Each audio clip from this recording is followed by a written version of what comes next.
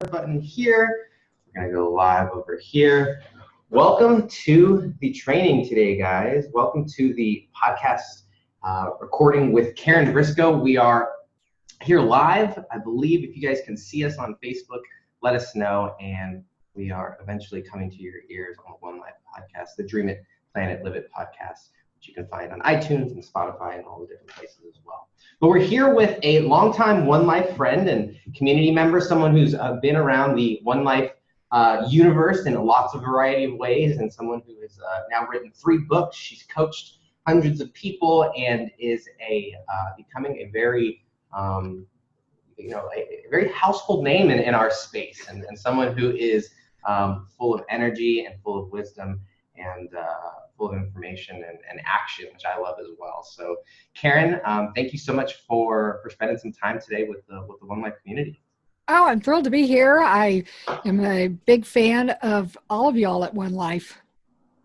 Yes. It's a beautiful thing because you and I and Carolyn, we all got connected through kind of the Miracle Morning community and a lot of the other branches of that. And what we love is that we're all kind of these same, Tim likes to call it they're planets in the same kind of universe, all doing lots of the same things. So catch us up, because you kind of found your stronghold in the real estate business, and then you became an expert and a personality in that space, and you wrote a book, and you have a coaching community and a podcast and a journal, and you have all these different products there. And then I just found out before we got started that you wrote a new book, which kind of details your life and kind of your growth there. And so catch us up on who Karen Briscoe is and how you got here. Well, so I'm still a real estate agent, mega agent in the Washington, D.C. metro region. And when I started back into the working full-time, I had been predominantly a mother at home with our 2 children. My husband's career required a lot of travel, and he was just really the primary breadwinner. So I stayed home for over a dozen years. When I re-entered the workforce into residential real estate, achieved success at a pretty high level pretty quickly. And when that happens, it usually people recognize that and they want to know how you did it. And I become partners with a top agent in the nation. She was actually number 10 at the time. And she sadly passed away in 2008, which is when the same year the financial markets crashed and the real estate market crashed. And so that meant a lot of focus on rebuilding. My partner now, Lizzie Conroy, we've been together for 10 years and rebuilt a very successful company, and looked around and saw that there was probably more for me to do. And that happens a lot of times, people that achieve a high level of success. A lot of people want to know how I did it.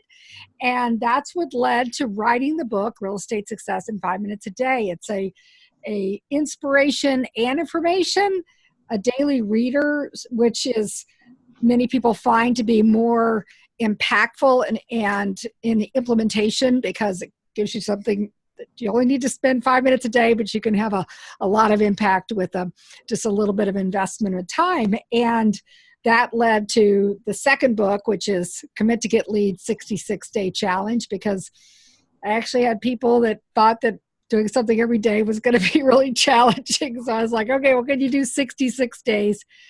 And that's huge for habit formation. A lot of research has been done around that. So that led to the second book. And both of those led to a podcast, 5 Minute Success podcast, which is now over 150 episodes and approaching 70,000 downloads. So it's quite in its own right. The 5 Minute Success is making an impact. I've interviewed countless entrepreneurs and successpreneurs and authors and people in real estate, also in other sales professions.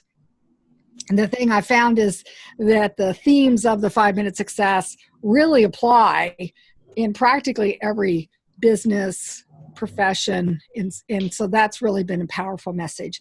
So the most recent book, Flip Time, Love Life, came actually out of being in a mastermind. And Carolyn, you were there. Yeah. When all that started. Yeah. So I've been in a lot of coaching groups, and I'm also in this mastermind that Carolyn's in. And I was encouraged to pursue doing a TEDx talk because I was not selected to do a talk at the event in December, and I was kind of discouraged about that. And somebody says, well, then you should go do TEDx. And I'm like, do you know how hard that is? Like, you're asking me to like go to the top immediately. And so it kind of sat with me. I was like, it's like feel the fear and do it anyway. Yes. And I really felt like it was mine to do. And so I got a TEDx coach, and she helped me write my talk, and a lot of rehearsal. And so I did present that at a TEDx open mic, and then got the call to do the presentation in December. And that was really unexpected. It was not what I thought was going to be the outcome. And that's really a great message, I think, for people, because the trajectory or the plan didn't happen the way I thought it was going to. So that message, which is the Flip Time Love Life, came out of this journey. And I share it like a heroine's journey. I don't know how familiar you are with the work of the hero's journey and Joseph Campbell, but I tell it like a heroine's journey because I'm a woman. But it is a fictional story, but based on similar path that I've taken. And the idea is what happens with many people is that they achieve a high level success. They look around and say, what else is there? And often they find that time, they start to run out of time to do meaningful work. Some people call it your zone of genius. In real estate, we call it your highest and best use. And you've heard, I'm sure, flow and self-actualization, all of those things that Maslow's hierarchy of needs. So the idea to flip time is, instead of waiting until you're at your end of your life or until you run out of time to do the meaningful, the idea to flip time is what if you put that first? What if you put self-actualization first? And I really think this is a one life premise, if you think about it, because of the putting that first. So that's the journey I'm on now, is this Flip Time Love Life journey. Yes. So that caught you up.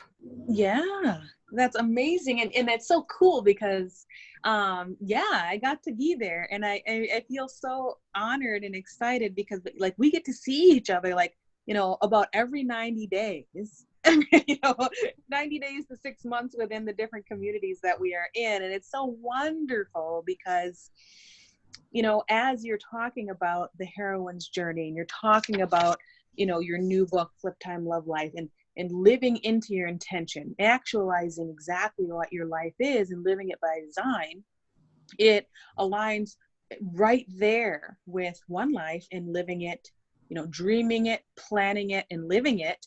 And so that's what's so exciting, is we're doing exactly that.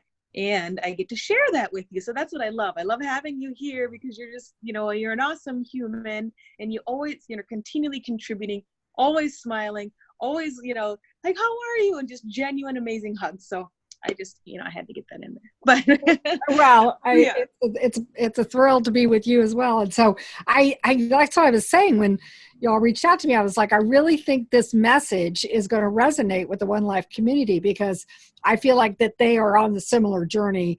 They may call it something different, and they may have a different process or whatever you go through, but it's that same desire to put first the meaningful things, and recognizing that we all have a contribution to make, and to set out figuring out how to do that. Yes, exactly. Dream it, plan it, live it, Flip Time Love Life, same, all in the same. So can you share a little bit, maybe an overall, tip or learning that our audience can take from your latest book? Well, so it is based on this classic. And if you think about movies and think about literature, and you're going, wow, what are some of the themes? And there's this theme of, and I'm going to use the example of Wizard of Oz because it's the most classic female heroine's journey. But in Dorothy's case, she didn't have. Well, I say that she had unrest going on inside of her. If you go back and actually watch the movie, but she had a tornado happen, right? Mm-hmm. And so it changed her life. The house got picked up and thrown into this land of Oz. And so a lot of times that's what happens with us. Sometimes we choose to make changes, and sometimes change is thrust on us. Right. And so she was launched into this call to adventure. And that's what happens when change happens, is we can look at it as a call to adventure. Sometimes people don't look at it that way. Sometimes people look at the negative side of it, but you can look at the call to adventure. And that's the perspective I am taking and that's the perspective of the heroines and heroes' journey. So on this call to adventure, if you remember, Dorothy met with some friends. Mm-hmm. Right? The Lion, the Witch, and the Wardrobe, which each taught her things along the way. And I've met friends, yes, as have you. And so I'm just kind of taking people through so who have you met along the way that has taught you things, mm-hmm, and helped you discover yourself? And then also she had mentors. So Glinda the Good Witch helped her see. Mm-hmm. The fascinating thing about the mentor, and I think you've probably had mentors this way, they helped you see what you could discover inside yourself. And that's really powerful message that comes out of going on the journey. And you're really getting outside your comfort zone in all of this. Mm-hmm. Yeah. Right?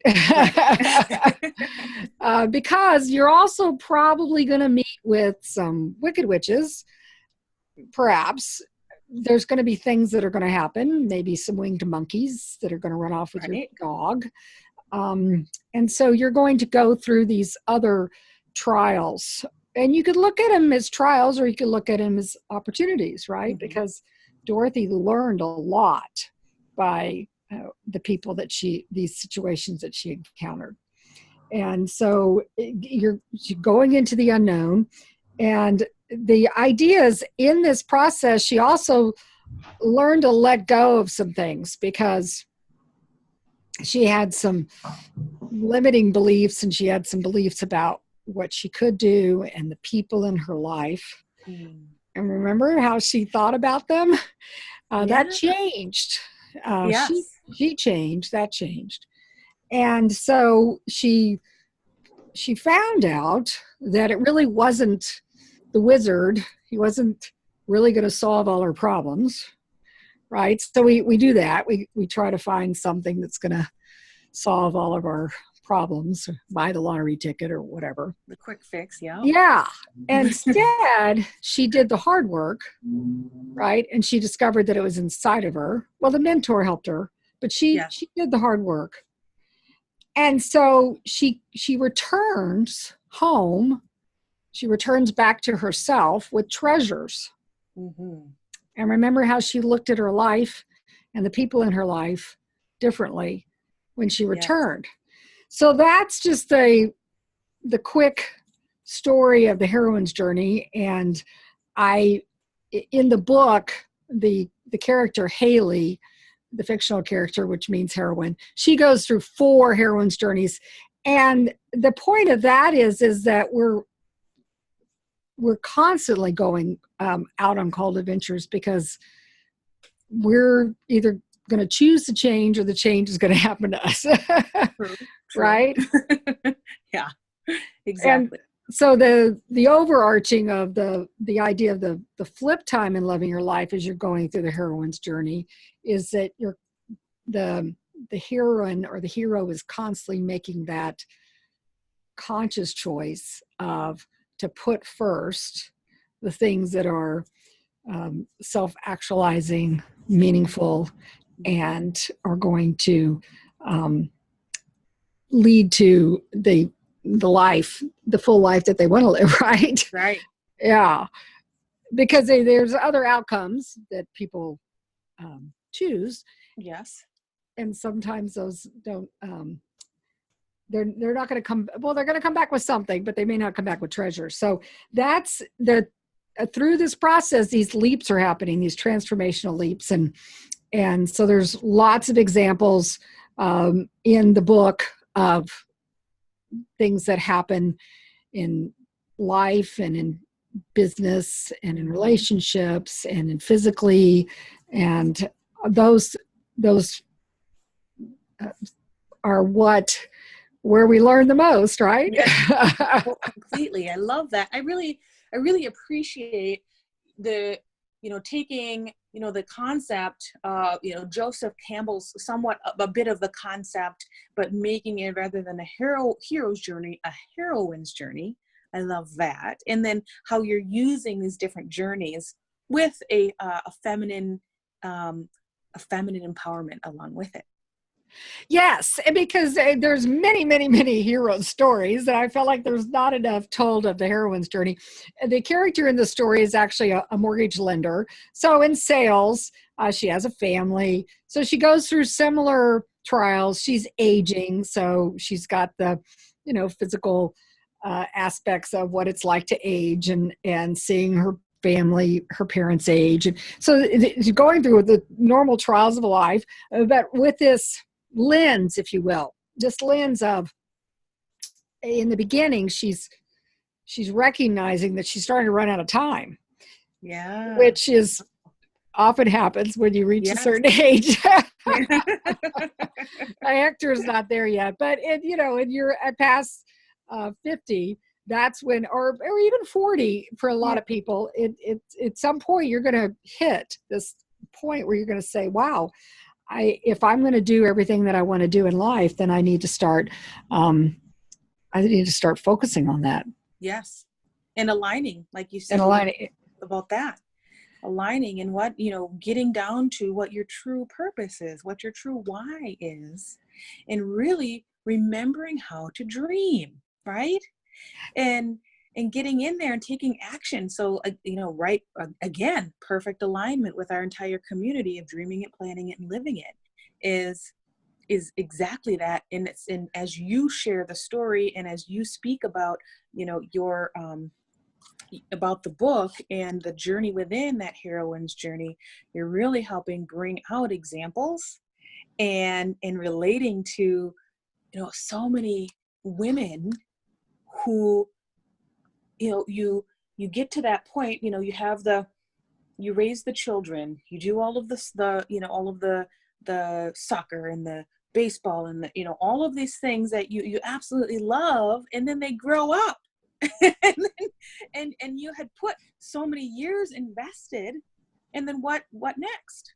And I'm really truly blessed that I was able to do that. There's really no regrets at all. So now that I look back on it at the time, in the middle of it, of course, it felt overwhelming. Looking back on it, I go, that was truly a blessing and a gift that I was able to do that. What happens is that many people then, many women in particular, have invested so much time in other people that they have also many times neglected themselves and their self-care and putting their needs first.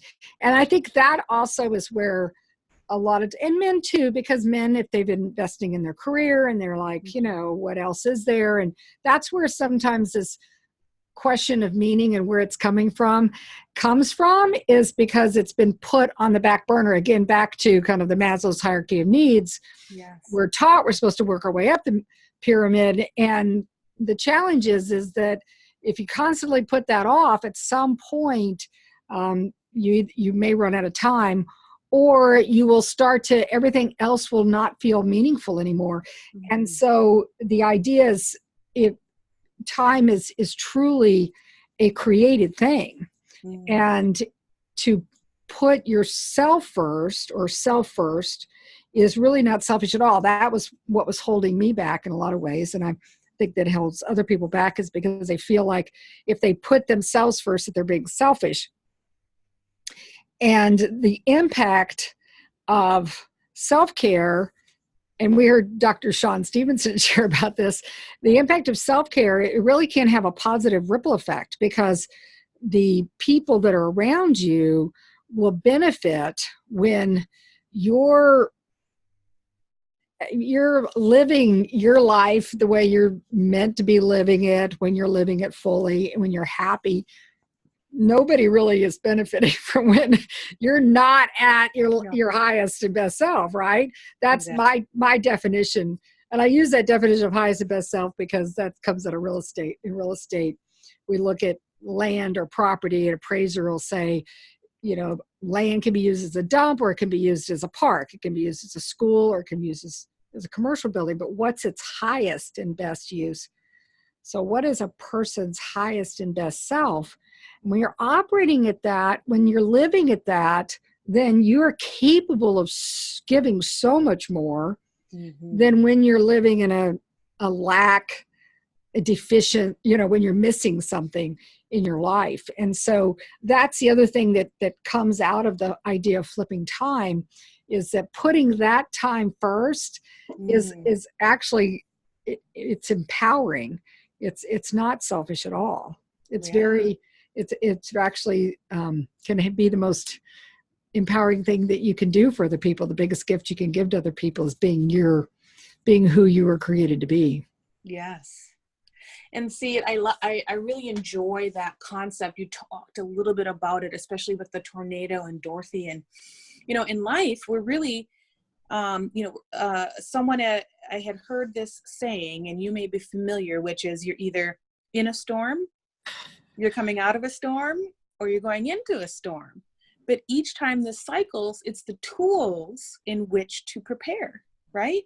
And so when you're in a storm, and the tools that you bring with you, or when you see a storm coming, what tools do you have in which to weather the storm? And I really enjoy that. And that sounds like, one of the themes within your book, because you've been able to create such success and such an inspiration to so many, because you've been able to, have that time with your children, and you've been able to raise a family. And then when you set that intention of, I'm going to go into real estate, and then you figured out that intention, living life on purpose, and figuring out how to dream again, plan it, and then live it out with success. Not only that, but coaching, writing books on it, and then creating your 66-day challenge in which to help other people follow suit. And then I see the next step, which is also, hey, by the way, I have the 66-day challenge along with making sure that you're living into your best self. Let's also talk about that. And that's your book, right? And so it's just awesome to see this entire, journey of fulfillment that you've been able to create for yourself and for so many others. So the only thing is, Carolyn, I didn't really know all this until a few years ago. So I started back working in 2002, part-time, when my son was still in middle school. My daughter was in elementary school. And so I didn't start work full-time until he left for college.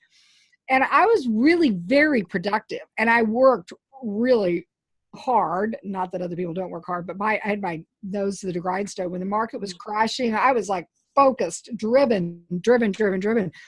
It's just been within the last few years where I've recognized that, and I'm still extremely productive. I mean, don't get me wrong. I mean, we're knocking out all the awards. And that's the other message to this, is that, some people are like, oh yeah, you've been running around writing books and doing all this stuff. I'm like, I have never sold more real estate in my life. So it's not like that stopped me from being productive. In fact, I would say it's actually helped me be more productive because I'm happier and I'm operating out of myself. And so don't feel like I'm, I don't know, like this living as an imposter or something. I think there's some people that, and I've had this imposter syndrome myself, so I feel like I'm living more in alignment. So that's been good. But I had many years where I was just working. And that's where I feel like, for me, the message of Flip Time is that that drive and that productivity, for me, only got me so far. And then I still looked around and go, okay, so success, this is what it's all supposed to be. It's still something's more for me to do. And I just started that journey a couple of years ago. So I'm coming at it a little bit late, but I'm catching up and I'm working. I'm gonna make a lot of strides. I love your storm. That the thing that I will say that's for me the last few years is I'm learning to actually even run towards a storm and maybe even go looking for storms. Whereas before, I used to like run as far away from it as possible. Like, get me out of here. No tornadoes for me. No. I don't want to have any houses falling on me. Now I'm out looking for them. I find that because that's where the growth happens. Mm-hmm. And there's this, I think it was Martin Luther King Jr. that said it. So I'm going to attribute it to him. And I actually had gone to seminary. And so what seminarians, when they're ordained, are charged in our church is to either comfort the disturbed or disturb the comfortable. And so if you think about the storm, you're comforting the disturbed. They're going through a storm in their life, either internally or externally, and you're comforting them. But to disturb the comfortable, I find that is where really the gold happens. Mm-hmm. Okay. Where when I start getting comfortable, I'm like going, I now say I need, and that's why I think masterminds are so powerful. Coaching is so powerful, because I find that that's where I really learn the most, and I make so much more progress. So I like your storm analogy, because I think that if we choose, those can be really where we find out what a lot of times what we're truly capable of. I think that otherwise many people are just kind of coasting through life and missing out on what they could be. Exactly. Yeah. So we're storm chasers. Yeah. I am. In fact, I feel like, and also I feel like I'm doing it faster. Mm-hmm. I spent a lot of resistance going, yes. No, not me. You met someone else. I wasn't supposed to be the one doing that. You're supposed to go find somebody else. And now I'm like going, yeah, that's me. Sign me up. Yes. Oh, that's wonderful. And can you share, like, so with your challenge, how can you share a little bit about the challenge? So the idea of 66-day challenge is based on habit formation research. And that was Charles Duhigg in his book, The Power of Habit. Yes. And now I don't think he's the one that did the research, but he's the one that wrote about it that I read about. So the idea is many people who start new habits, the first 22 days is when they're often what they call evangelists. They're really excited about it. So I use the example of around January when people get a new Peloton bike, or they start Whole30, or whatever it is they're going to do. It's going to change their life. And they are so excited about it for about 22 days. And then the next 22 days, many people go through this evaluation period and are like, really? Do I really have to get on the bike every day? Do I really have to eat like this every day? And I call that the dip. I'm sure you've heard of Seth Godin and the dip. And so how do you decide whether to power through a dip or not? And his criteria for powering through, and I find to be true for me, is that what you're going to the other side, and you look at that and you go, yes, I want that in my life. That's when you should be powering through. Yes. Okay. So like if it's a health thing, or if it's lead generation for business, or if it's something that writing a book, you're like, I don't really want to get up at 5:30 every day and write a book, but you know that on the other side is that book, then you get up at 5:30 every morning and write the book, put in your words, right? So that's where the dip comes in, that next 22 days. So the final 22 days, and I say final, that's really not true, because habit formation, the idea of a habit is you're supposed to keep doing it. And James Clear in Atomic Habits, and I actually interviewed him on my podcast, he said that the truth is you don't stop at 66 days. It's just that you start to experience, most people start to experience the benefits of the habit in that 44 to 66 days so that then they can sustain it. It's just like you would not stop brushing your teeth just because you did it for 66 days. You want that habit in your life, so you keep doing it. So any 66-day challenge, and I actually did not coin that. That comes out of the one thing, Gary Keller and Jay Papasan, they just allowed me to use that. And so the 66-day challenge is set up in this challenge is set up on Commit to Get Leads. So people who are doing business development, prospecting, lead generation, and they want to develop the habit, and they want to build that habit in a solid way, that they could take the 66-day challenge and establish that habit. But it really would work for any habit. It's just that this one is set up as the lead generation business development habit. Right. Wonderful. So that's going to be value to our audience, because we have quite a few people who are, entrepreneurial, sales, but then also within that habit can lead into building habits within anything, whether you have your own business, an entrepreneur, you're looking to create a new business, real estate, or even if you're within a company, of those things. Yeah, the idea of the thing about lead generation prospecting, it really can even be like if you want to create a side hustle and you're looking for how to establish those habits. And the idea of even leads can be people that you meet, leads of ideas. So leads is, if you really think broadly enough, perspective, you can look at it that way as well. Yes. And anyway, when you're in lead sales and leading, you can use it in, like you said, any aspect of your life. So that's amazing. Thank you. I think this has been such a fantastic conversation. And Karen, I want to honor you for creating that and filling that space for women who don't have, unfortunately, don't have as many examples, like you said, out in the media and out there. And so creating this book, I think is a really powerful, I know it's powerful, and I know it's providing a ton of value for people out there. Can you say the website for the Commit to Get Leads challenge? Or I think I found it, but I want to make sure we send people to the right place. Well, so everything is in the 5-minute success, which is the number 5-minute success, and you should be able to access the Commit to Get Leads. Or the calendar is there to download if you want to use the 66-day challenge calendar. And then the Flip Time and all of the books, Real Estate Success and this Commit to Get Leads books, are available on Amazon. And we also have a Facebook community, so you can join that. And there's a lot of course, the podcast is pushed out there, but we can check it out on wherever podcasts are.